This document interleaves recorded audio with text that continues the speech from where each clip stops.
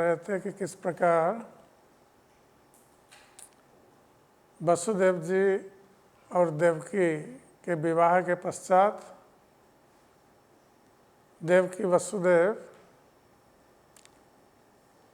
अपने घर पर जाने के लिए प्रस्तुत हो रहे हैं और महाराज देवक ने दहेज में हाथी, घोड़े, रथ और युवती कन्याओं को प्रदान किया है।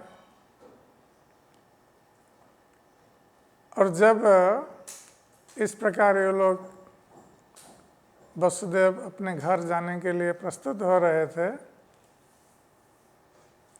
और रथ पर विराजमान हुए थे, तो उस समय कंस जो देवकी के भ्राता था, देवकी के प्रति अत्यधिक स्नेह के कारण उसने देवकी के रथ को चलाने के लिए अश्वों की रज्जू को पकड़ लिया और सारथी के रूप में देवकी वसुदेव के रथ को चलाने के लिए उद्यत हुआ। और इस प्रकार कंस देवकी के प्रति अपना स्नेह प्रदर्शन कर रहा था।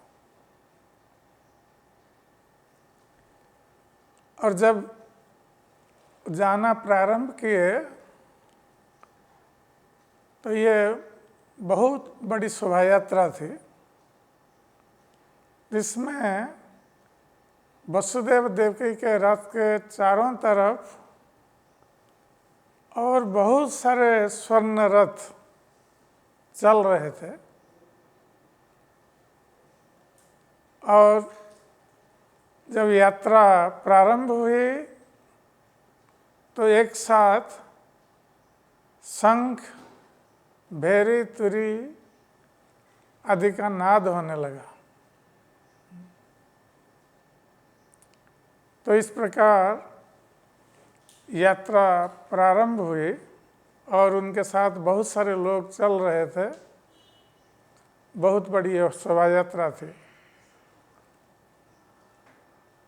तो उसी समय मार्ग में एक अशरीरी वाणी सुनाई दी,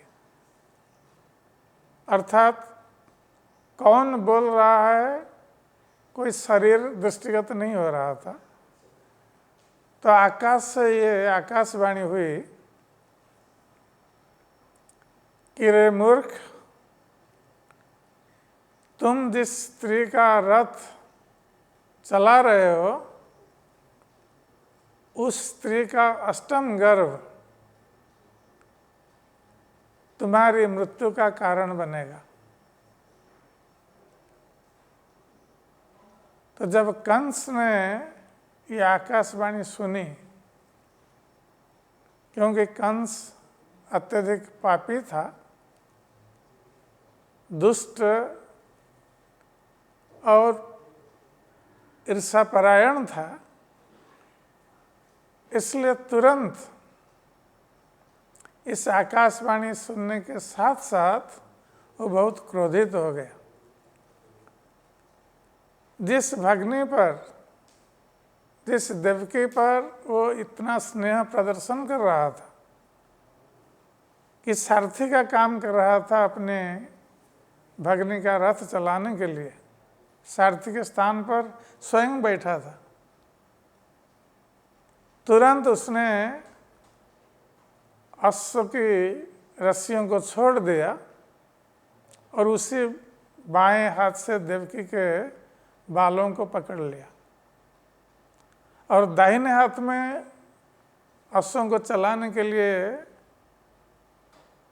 जो चाबुक थी उसको फेंक करके उसने तलवार धारण कर ली देवकी की हत्या करने के लिए। तो इस प्रकार कंस अत्यंत क्रोधित होकर देवकी को मारने के लिए अपनी तलवार उठा ली थी। तो इस प्रकार कंस जब देवकी को मारने के लिए उद्यत हो रहा था तो वसुदेव जो कि देवकी के स्वामी थे, और स्वामी का कर्तव्य होता है पत्नी की रक्षा करना, तो वसुदेव जो धैर्यवान पुरुष थे, और यद्यपि अंतर में उनकी उत्कंठा थी, देवकी के प्राण रक्षा करने की उत्कंठा, फिर भी इस स्थिति में कंस को समझाने के लिए उन्होंने बाह्य रूप से स्मित हास्य किया, जैसे कुछ नहीं हुआ, वो परम प्रसन्न है। और उन्होंने कंस से कहा, तो वसुदेव जी कहते हैं कंस की उन्होंने प्रशंसा की, क्योंकि वसुदेव जी राजपुत्र थे, इसलिए राजनीति और कूटनीति को जानते थे कि हर स्थिति में कैसे व्यवहार किया जा सकता है और स्थिति को वशीभूत की जा सकती है। इसके संबंध में वसुदेव जी को ज्ञान था, इसलिए उन्होंने साम, दान, भेद और दंड, इन नीतियों का प्रयोग किया। ऐसे तो वसुदेव जी कंस को दंड नहीं दे सकते थे, क्योंकि कंस बहुत शक्तिशाली था। ऐसा बताया गया है कि कंस में 10,000 हाथी के बल थे। तो 10,000 हाथी के बलशाली कंस अपने बल के कारण बहुत सारे असुरों को अपने अधीन कर लिया था। इसलिए प्रलंब, बकासुर, पुतना, तृणावर्त, प्रलंब, ये सारे असुर कंस के अधीन थे, क्योंकि कंस ने इनको जीता था अपने बल के कारण। तो इसलिए वसुदेव जी कंस को दंडित नहीं कर सकते थे, किंतु उन्होंने अन्य 3 नीतियों का प्रयोग किया। तो साम, दान, भेद। तो साम नीति में व्यक्ति को पहले संतुष्ट किया जाता है, उसकी प्रशंसा की जाती है, जिससे कि व्यक्ति समझ जाएगा और अपने अधीन में या अपनी बात सुनेगा। तो वसुदेव जी ने कहा कंस से कि श्लाघनीय गुण सुरे भवान भोज जशस्कर। तो वसुदेव जी ने कहा कि हे भोज वंश के यशस्कर, यशस्वी वीर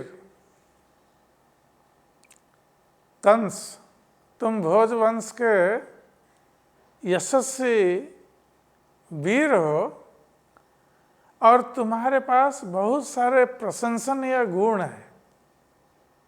यद्यपि कंस के पास कोई प्रशंसनीय गुण नहीं था, फिर भी उसको प्रसन्न करने के लिए वसुदेव जी ऐसा कह रहे हैं, जिससे कि कंस प्रसन्न हो जाएगा और देवकी को छोड़ देगा। तो इसलिए उसकी प्रशंसा कर रहे हैं और कह रहे हैं कि उनके पास बहुत सारे गुण हैं। स कथं भगिनीं हत्वा हन्यात् स्त्रियं उद्वाह पर्वणि। जो बलशाली योद्धा हैं, भोजवंश के यशस्वी योद्धा हैं, वीर हैं, और अत्यंत गुण संपन्न है, वो क्यों एक स्त्री की हत्या करेगा? और फिर वो स्त्री कोई साधारण स्त्री नहीं है, अपनी भगनी है, बहन है, उसकी क्यों हत्या करेगा? और फिर वो भगनी की हत्या उद्वाह पर्वणि अर्थात विवाह के समय, अब सद्य देवकी का विवाह हुआ है और पहली बार वो अपने स्वामी के घर जा रही है, तो ऐसे शुभ अवसर पर जो यशस्वी वीर होगा और जिसमें प्रशंसनीय गुण होंगे, वो क्यों अपनी भगनी का वध करेगा? तो ये ऐसे वीर के लिए शोभनीय नहीं है, जिसमें इतने सारे श्लाघनीय या प्रशंसनीय गुण हो, वो इस प्रकार अपनी भगनी की हत्या नहीं कर सकता। तो इसमें वसुदेव जी एक तो कंस के गुणों की प्रशंसा कर रहे हैं और उसके साथ साथ देवकी के साथ कंस का जो भौतिक संबंध है, भाई बहन का संबंध, उस संबंध को भी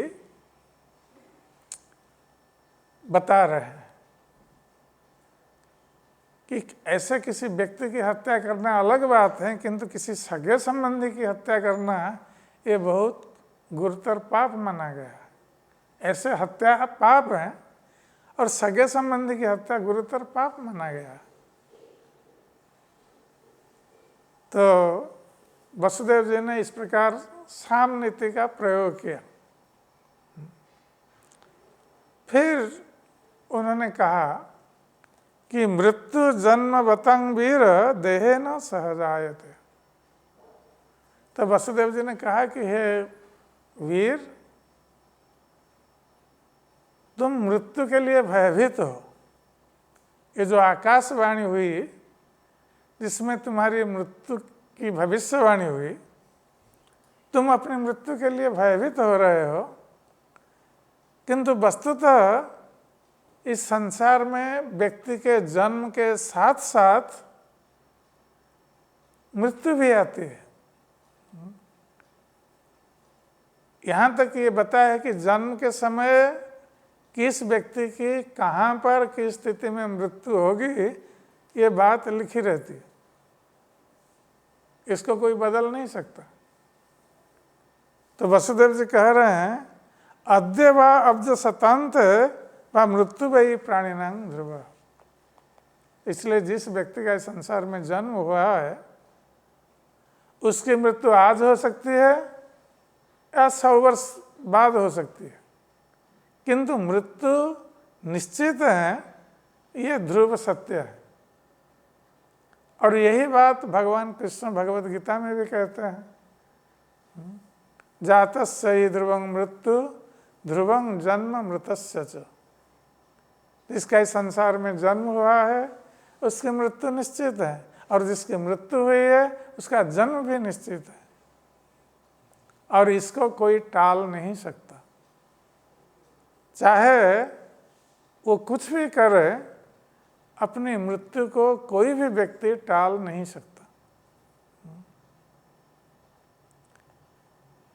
तो इस प्रकार वसुदेव जी ने जब बताया, तो कंस इन उपदेशों को नहीं सुन रहा था, क्योंकि जो भौतिकतावादी होते हैं, जो भौतिक भोग के प्रति आसक्त हैं और भगवान को या भगवान के नियमों को नहीं मानते हैं, पाप कर्म में लिप्त रहते हैं भोग के लिए, तो ऐसे व्यक्ति वो कुछ भी कर सकते हैं, यहाँ तक कि अपने स्वार्थ के लिए ये अपनी माता की भी हत्या कर सकते हैं, पिता, भ्राता, भग्नी, सगे संबंधी सभी की हत्या कर सकते हैं। और ऐसा इतिहास में देखा भी गया है कि कैसे कैसे दुष्ट राजा हुए हैं जिन्होंने अपने पिता को बंदी बनाया है या कभी हत्या की है, पिता की हत्या करके स्वयं राजा बने हैं। ऐसे आसुरिक प्रवृत्ति संपन्न व्यक्ति हुए हैं इतिहास में। तो ये व्यक्तिगत स्वार्थ के कारण कि व्यक्ति की जो भोग प्रवृत्ति है, उस भोग प्रवृत्ति को चरितार्थ करने के लिए व्यक्ति किस हद तक जा सकता है, ये इसका प्रमाण है। तो कंस जो थोड़े समय पहले अपनी भगिनी देवकी का रथ चला रहा था, और रथ चलाने का उद्देश्य था देवकी को प्रसन्न करने के लिए और अपना प्रेम या स्नेह जताने के लिए, वही कंस जब उसकी मृत्यु की बात आती है तुरंत बदल जाता है और देवकी की हत्या करने के लिए फिर सभी के सामने, ये कहीं अकेले एकांत स्थान पर नहीं, जहाँ एक उत्सव चल रहा हो, एक शोभा यात्रा जा रही है, उसमें बहुत सारे लोग, बहुत सारे हाथी घोड़े रथ सब एक साथ चल रहे हैं, सभी के सामने वो अपनी भगिनी की हत्या, जिसके प्रति स्नेह व्यक्त कर रहा था, उसकी हत्या करने जा रहा है।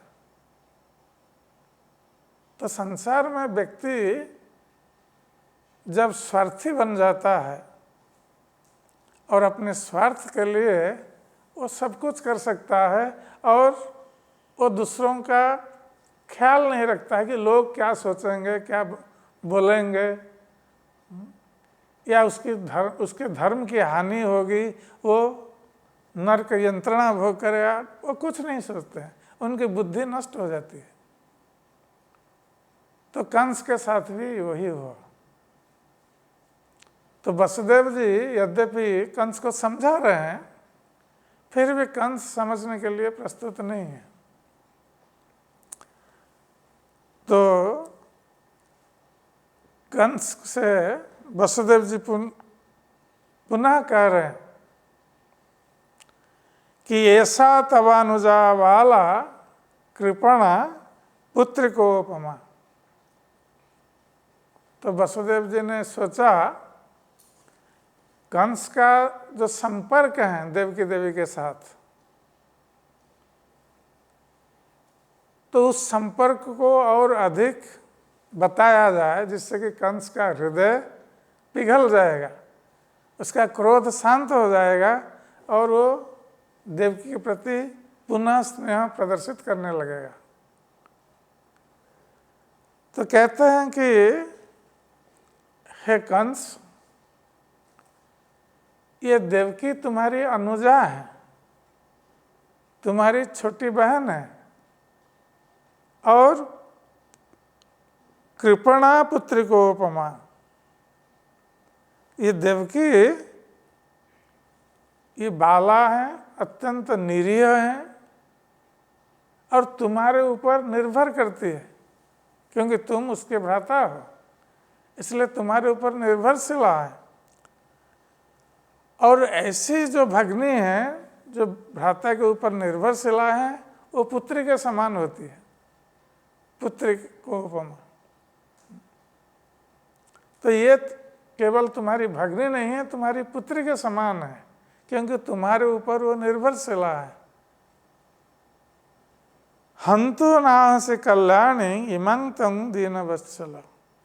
इसलिए इस प्रकार जो देवकी देवी तुम्हारे स्नेह के अधीना है, तुम्हारे स्नेह पर निर्भर करती है, और तुम दीनवत्सल हो, जो दीन दुखी हैं उन पर कृपा करते हो, क्योंकि तुम भोजवंश के यशस्वी वीर हो, इसलिए दीनों पर, दुखियों पर तुम कृपा करते हो, अपने बल का प्रयोग नहीं करते हो दीन दुखियों पर।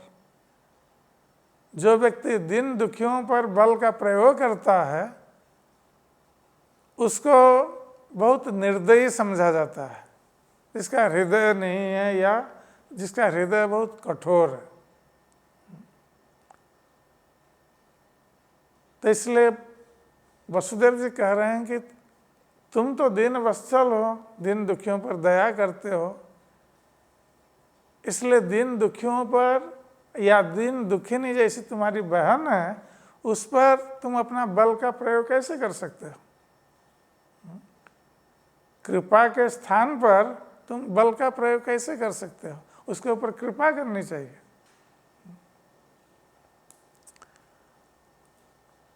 तो जब इस प्रकार वसुदेव जी ने समझाया कंस को कि किस प्रकार उसके गुणों की प्रशंसा की और उसका संपर्क देवकी देवी के साथ उसको सामने संपर्क को लाया, सामने वसुदेव जी लाए, फिर भी कंस उससे विचलित नहीं हुआ। वो दृढ़ निश्चित था देवकी का वध करने के लिए। फिर वसुदेव जी ने कंस से कहा कि वस्तुतः इस आकाशवाणी को सुनने के पश्चात भी, यद्यपि आकाशवाणी तुम्हारी मृत्यु कैसे होगी ये आकाशवाणी ने बताई है, फिर भी तुम देवकी के प्रति किसी भी प्रकार असूया भाव या ईर्षा भाव प्रदर्शित नहीं कर रहे हो, ये तुम्हारी महानता होगी, तुम्हारा यश चारों ओर फैलेगा। तो ये वसुदेव जी दान का प्रयोग कर रहे हैं कि कंस को क्या लाभ होगा यदि वो वसुदेव को देवकी को छोड़ देगा। और फिर कह रहे हैं कि यदि तुम अपनी भगिनी का वध करोगे तो इस जन्म में लोग तुम्हारी निंदा करेंगे, तुम्हें कोई प्रशंसा नहीं करेगा, और तुम्हारी जब मृत्यु होगी, मृत्यु के पश्चात यमराज का दंड, नरक यंत्रणा तुम भोग करोगे। तो ये कुछ भेद या संशय उत्पन्न करा रहे हैं कंस के मन में कि देवकी का वध करने से उसको कोई लाभ नहीं मिलेगा और इसके विपरीत लोग इसकी निंदा करेंगे और मृत्यु के पश्चात वो यम यंत्रणा भोग करेगा, उसको कष्ट प्राप्त होगा, इसलिए उसको इस प्रकार का कार्य नहीं करना चाहिए। किंतु फिर भी कंस प्रभावित नहीं हुआ वसुदेव जी के तरह तरह के तर्कों से। तो वसुदेव जी ने सोचा कि ये कंस दुष्ट स्वभाव वाला है और दुष्ट व्यक्ति को कोई शिष्ट उपदेश प्रदान करे तो उस पर कोई असर नहीं पड़ता है। इसलिए वसुदेव ने सोचा कि मैं देवकी का पति हूँ, स्वामी हूँ, और स्वामी का कर्तव्य है स्त्री की रक्षा करना। और व्यक्ति मृत्यु के समय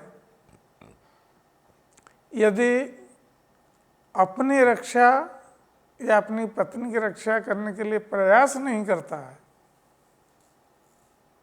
तो वो अपराधी माना जाता है। इसलिए शास्त्र में बताया है कि जब तक व्यक्ति में बल है और बुद्धि है, व्यक्ति उसका प्रयोग करके अपने को मृत्यु से बचाना चाहिए।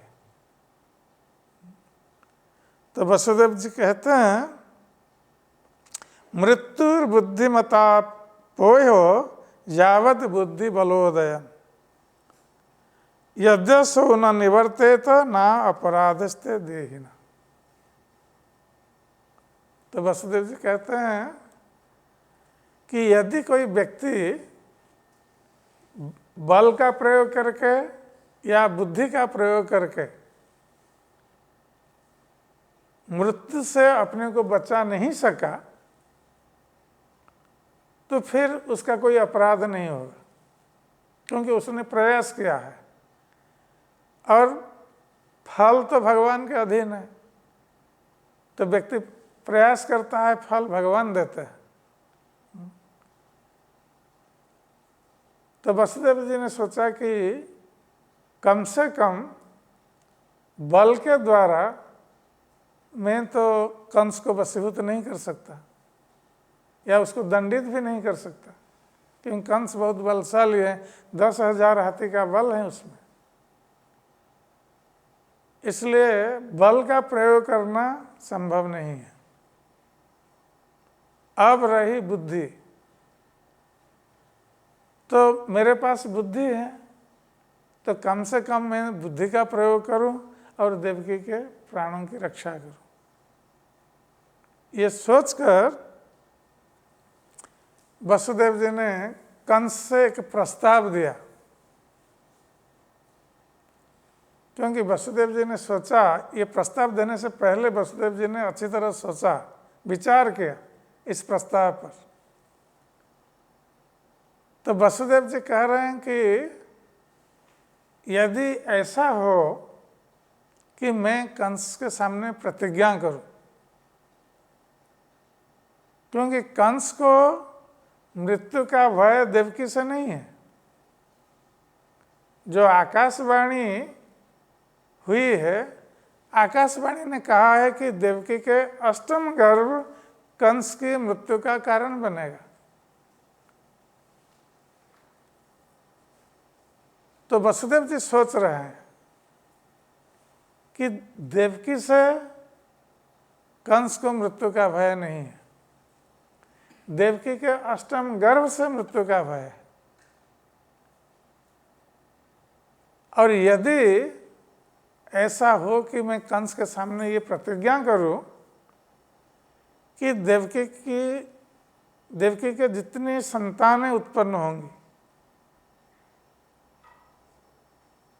उनको मैं कंस को समर्पित कर दूं जन्म होते ही, फिर उनके साथ कंस जो चाहे करे, तो इसमें कंस को तो कोई कष्ट नहीं होगा। यदि जिससे भय है, संतान से, देवकी के गर्भ से भय है, तो मैं सारी संतानों को कंस को अर्पित कर दूं, चाहे कंस उनके साथ जो चाहे करे। तो हो सकता है कि कंस मान जाएगा। और पुनः वसुदेव जी सोचते हैं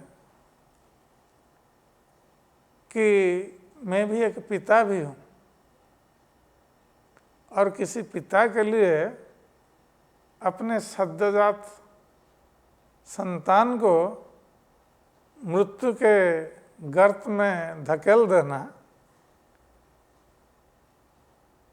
ये उचित नहीं है। मैं पिता होकर कैसे अपने संतान को कंस, जो मृत्यु का स्वरूप है, उसके हाथ में दे दूं? तो लोग क्या कहेंगे कि वसुदेव जी ने अपनी संतानों को मरवा डाला कंस के हाथ में देकर। तो इस पर वसुदेव जी विचार कर रहे हैं।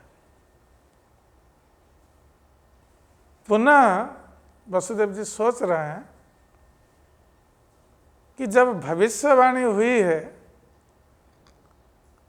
कि देवकी का अष्टम गर्भ कंस की मृत्यु का कारण बनेगा, और वसुदेव जी का जब जन्म हुआ था तो उस समय वसुदेव जी ने सुना था उनकी माता से कि आकाश में दुंदुभी नाद हुआ था, दुंदुभी बज उठी थी आकाश में, और जो दुंदुभी घोषणा कर रही थी कि वसुदेव के एक संतान जो भगवान परम पुरुष भगवान होंगे। तो वसुदेव जी की माता ने ये बात वसुदेव जी को कही थी और वसुदेव जी ने ये बात देवकी से भी कही है।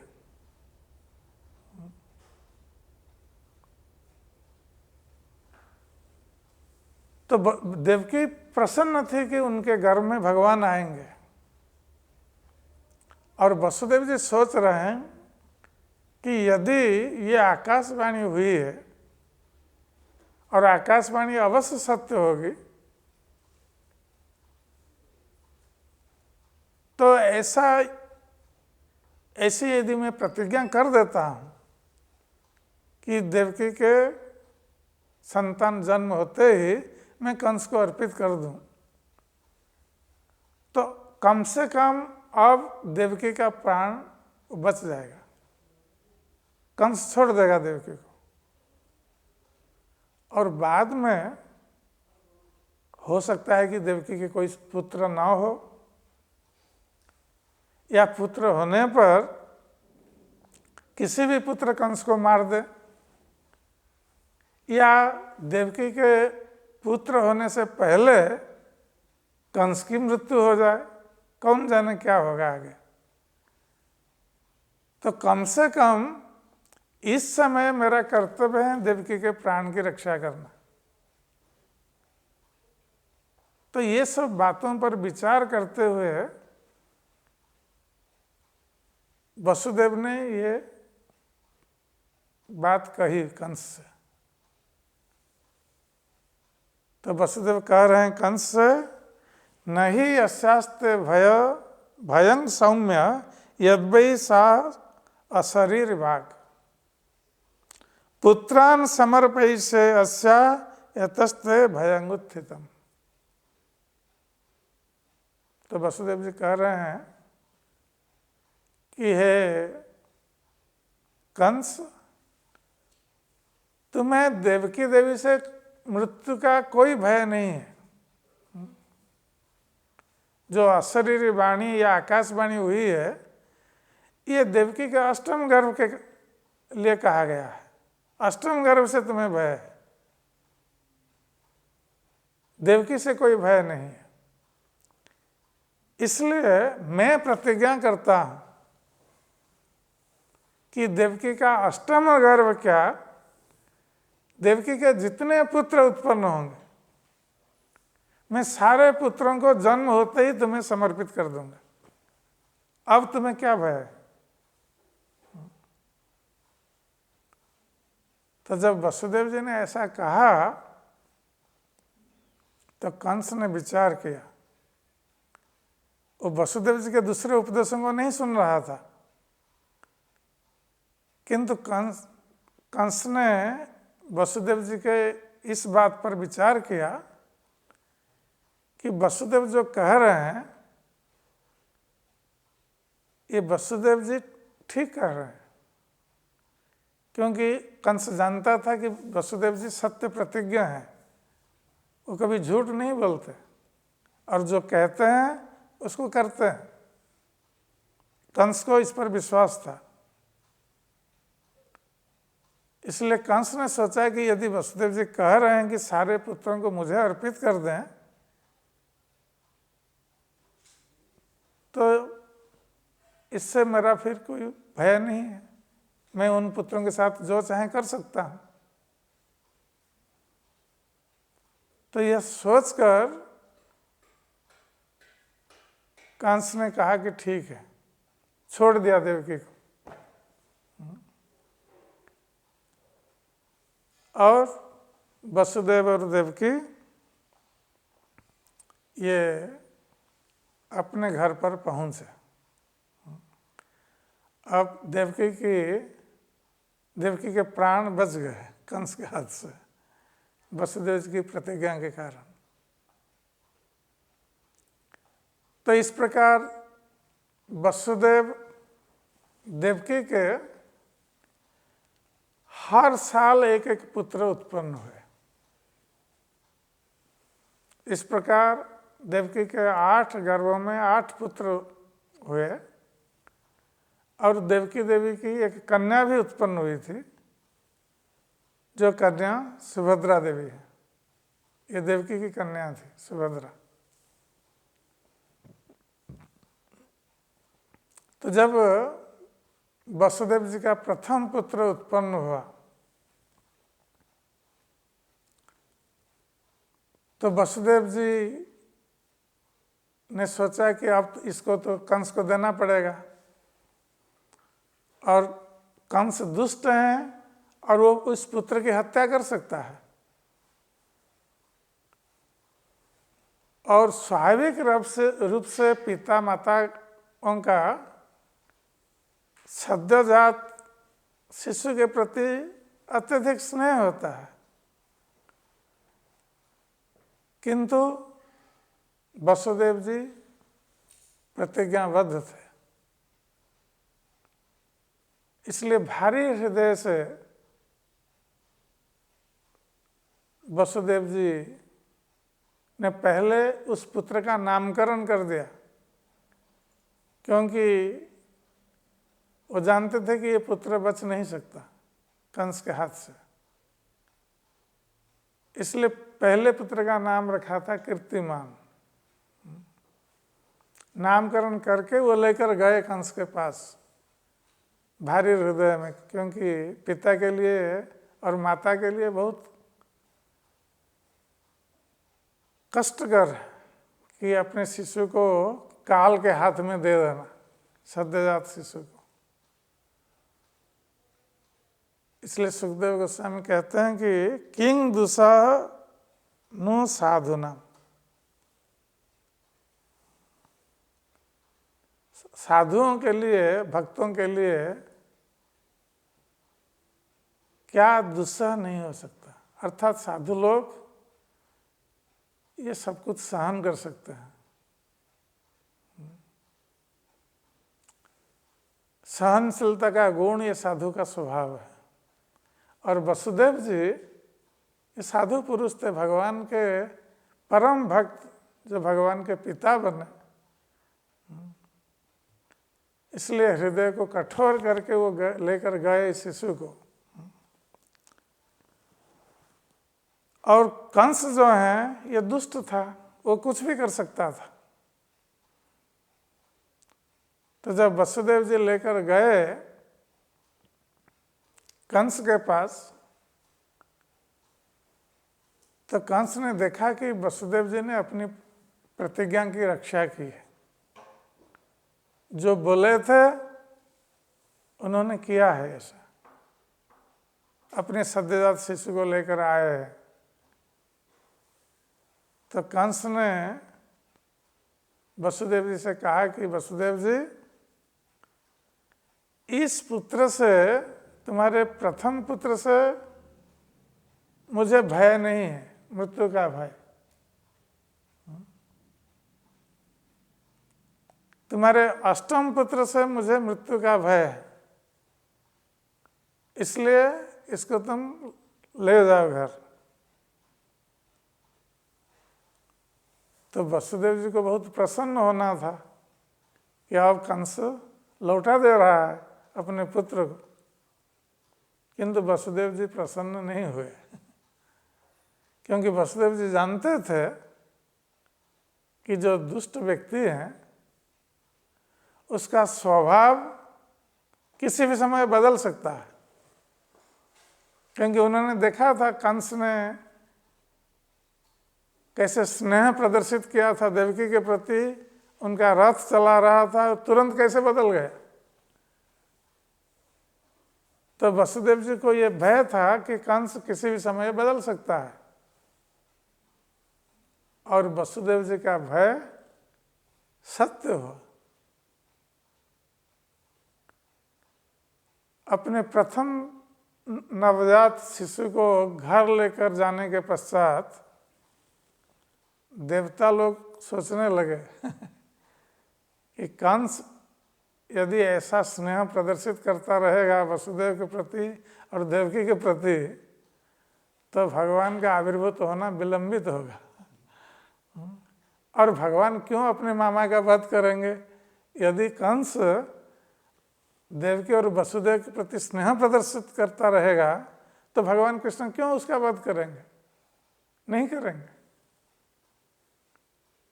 इसलिए देवताओं ने सोचा कि नहीं, कंस की मृत्यु के लिए, क्योंकि कंस बहुत दुष्ट था, उसकी मृत्यु के लिए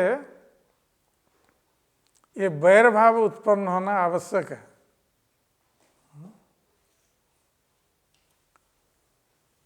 देवकी वसुदेव और कंस में। तब एक दिन नारद मुनि आए,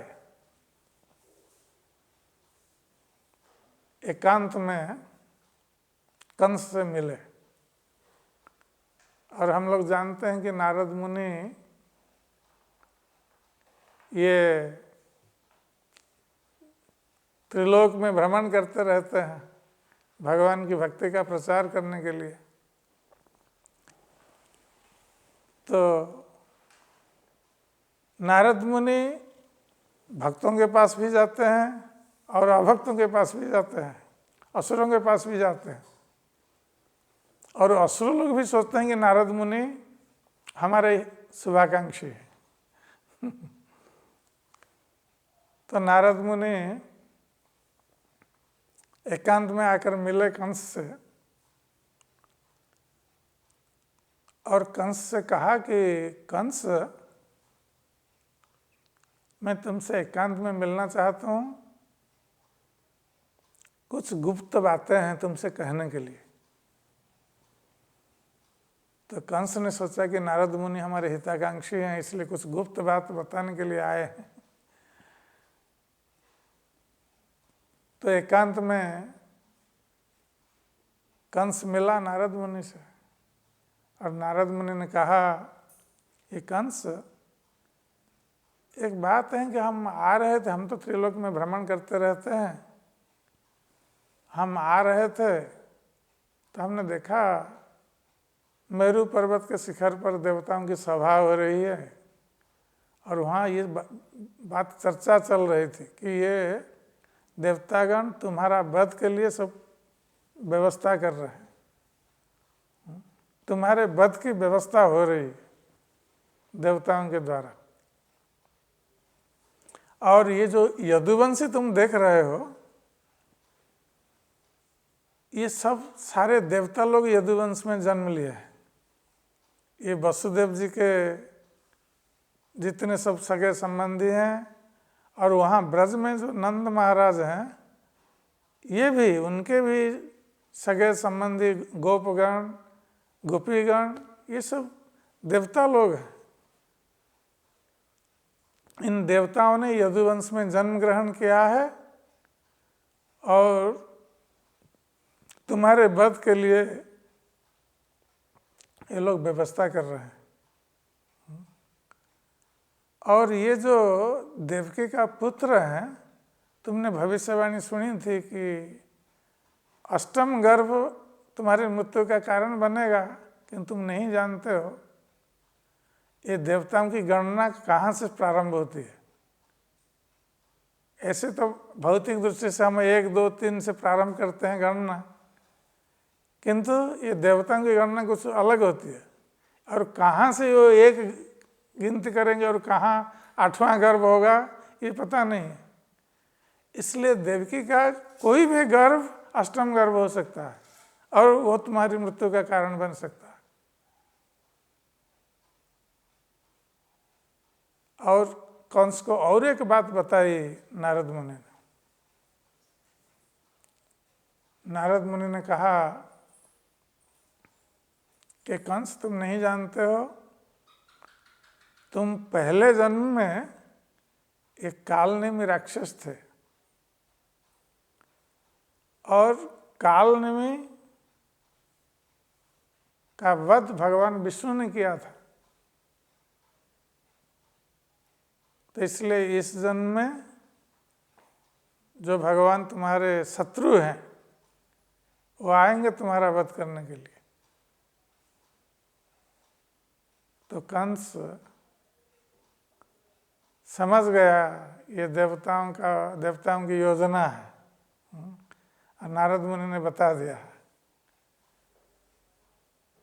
तो नारद मुनि ये तो बताकर चले गए। तो कोई कह सकता है कि नारद मुनि ने ऐसा क्यों किया? अब तो कंस देवकी वसुदेव को बंदी बनाएगा, उनको बंदी गृह में रखेगा। किंतु नारद मुनि चाह रहे थे कि कंस का अत्याचार जितना बढ़ेगा उतना शीघ्र भगवान आविर्भूत होंगे कंस का वध करने के लिए। इसलिए देवतागण, नारद मुनि ये सब प्रतीक्षा कर रहे थे कि कैसे भगवान का अवतार होगा। तो कंस, नारद मुनि चले जाने के बाद कंस ने देवकी वसुदेव को बंदी बना लिया, और जिस प्रथम पुत्र को लौटा दिया था कंस ने, उस प्रथम पुत्र को फिर ले आया वसुदेव देवकी से, और उन्हीं के सामने पत्थर में पीटकर उनको मार दिया।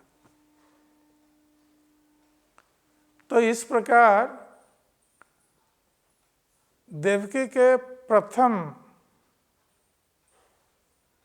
जो षडगर्भ हुए, 6 पुत्र हुए, इन 6 पुत्रों का वध किया कंस ने वसुदेव देवकी की आंखों के सामने। तो उससे हम अनुमान लगा सकते हैं कि वसुदेव देवकी कितने दुखी होंगे कि अपने आंखों के सामने अपने सद्योजात पुत्रों की हत्या।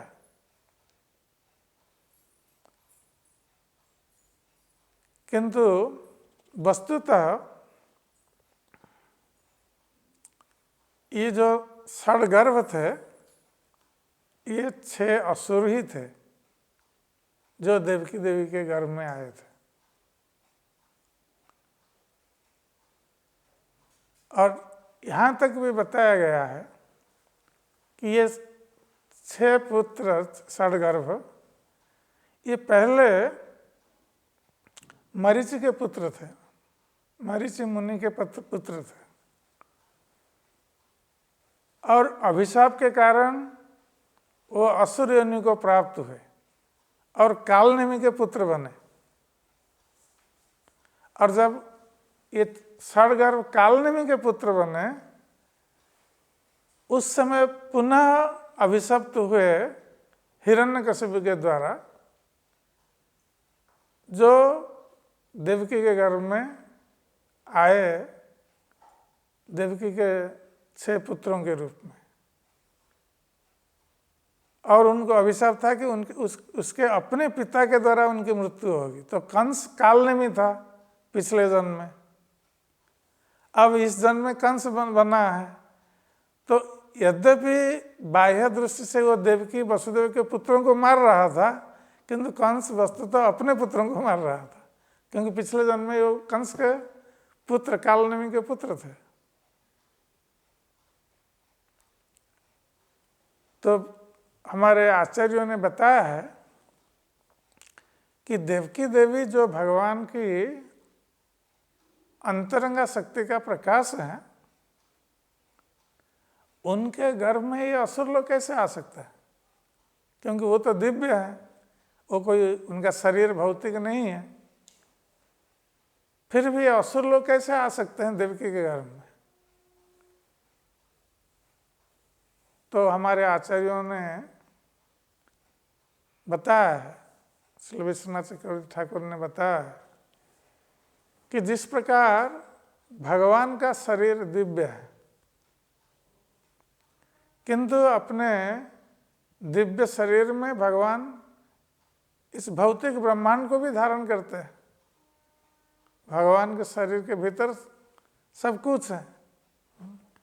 जैसे भगवान कृष्ण ने अपने मुख गह्वर में सारे ब्रह्मांड का दर्शन कराया था माता यशोदा को। तो ये भौतिक ब्रह्मांड भगवान के मुख गह्वर में होने पर भी भगवान का शरीर ये अपवित्र नहीं हो जाता। भगवान उसी प्रकार दिव्य बने रहते हैं, चाहे सारा भौतिक ब्रह्मांड उनके गर्भ में क्यों ना हो, क्योंकि ये भौतिक ब्रह्मांड उन्हीं की सृष्टि है। तो उसी प्रकार देवकी देवी के गर्भ में इन 6 असुरों का आना ये कोई असंभव बात नहीं थी, या ये अपवित्र करने वाली बात नहीं थी। और देवकी देवी के 6 पुत्र बनकर वस्तुतः उस श्राप से मुक्त हुए ये षडगर्भ। तो जब इस षडगर्भ ये भी बताया गया है कि भगवान भक्ति के गर्भ से प्रकट होते हैं। जहाँ भक्ति है वहाँ भगवान है। तो देवकी देवी भक्ति का प्रतीक है और कंस भय का प्रतीक है। और ये जो षडगर्भ है ये 6 इंद्रिय भोग्य विषय है। जो 6 इंद्रिय भोग्य विषय हैं, शब्द, स्पर्श, रूप, रस, गंध और मन है। तो हम इन विषयों का भोग करते हैं भौतिक संसार में। तो जब भक्त साधना भक्ति का आरंभ करता है तो साधना भक्ति में भक्त भगवान का नाम कीर्तन करता है, भगवान की कथा का श्रवण करता है और उसके साथ साथ कुछ विषय भोग भी करता है। ये जो इंद्रिय भोग के विषय उनका भोग करता है, इंद्रिय विषय। तो इंद्रिय भोग करते समय भक्त मन में सोचता है कि मैं इस विषय भोग में लगा हुआ हूँ और पता नहीं हमारी गति क्या होगी, हमारा पतन हो जाएगा, हम भक्ति से विच्युत हो जाएंगे। जब भक्त के मन में ये भय उत्पन्न होता है तो वो विषय भोग को कम करके भगवान की भक्ति में, श्रवण कीर्तन में अधिक समय देता है। और इस प्रकार जब भक्त भय करता है विषय भोग के लिए और श्रवण कीर्तन में अधिक समय देता है और इस प्रकार भक्ति में आगे बढ़ता है, उसके हृदय में भगवान के प्रति आकर्षण उत्पन्न होता है, प्रेम उत्पन्न होता है, तब जाकर उसके हृदय में भगवान प्रकट होते हैं। तो उसी प्रकार देवकी देवी के जो भय कंस के प्रति और उनमें जो भक्ति है, उनकी भक्ति के प्रभाव से भगवान प्रकट हुए देवकी देवी के हृदय से। तो जब इस प्रकार षडगर्भों की मुक्ति हो गई श्राप से, तब भगवान श्री कृष्ण उन्होंने अपनी योग शक्ति, योग माया को आदेश दिया। तो भगवान ने योग माया, जो भगवान की अंतरंग शक्ति है, ऐसे भगवान की बहुत सारी शक्तियां हैं। तो ये बहुत सारी शक्तियों में 9 शक्तियां ये प्रभाव बहुत मुख्य हैं। उन 9 शक्तियां हैं, प्रथम शक्ति है विमला। विमला भगवान की अंतरंग शक्ति है। और दूसरी है उत्कर्षिणी, तीसरी ज्ञान शक्ति, चौथी क्रिया शक्ति, पांचवी योगमाया शक्ति, और छठी शक्ति प्रभवी, सातवीं सत्या, आठवीं ईशाना और नौवीं अनुग्रह। तो ये पांचवी शक्ति जो है जो योग माया, तो भगवान ने उनको बुलाया और उनको आदेश दिया। तो भगवान ने कहा कि सप्तमो वैष्णवधावं यं अनंतं प्रचक्षते गर्भो बभूव देवक्या हर्ष शोक विवर्धन। ये सुखदेव गोस्वामी कहते हैं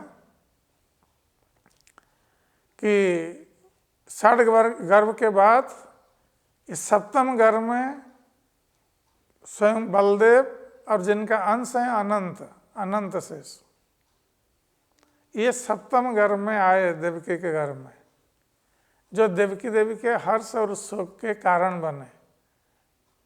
क्योंकि हर्ष इसलिए कि देवकी देवी बहुत प्रसन्न थी इस गर्भ के लिए, शोक था कि कंस इनका वध करेगा, इसलिए हर्ष शोक विवर्धन। ये सप्तम गर्भ देवकी देवी के लिए हर्ष और शोक का कारण बना। और उस समय भगवान जो कि विश्वात्मा हैं, सारे विश्व के आत्मा स्वरूप हैं, परमात्मा स्वरूप हैं, वो कंस का भय जानकर उस योग माया को उन्होंने आदेश दिया।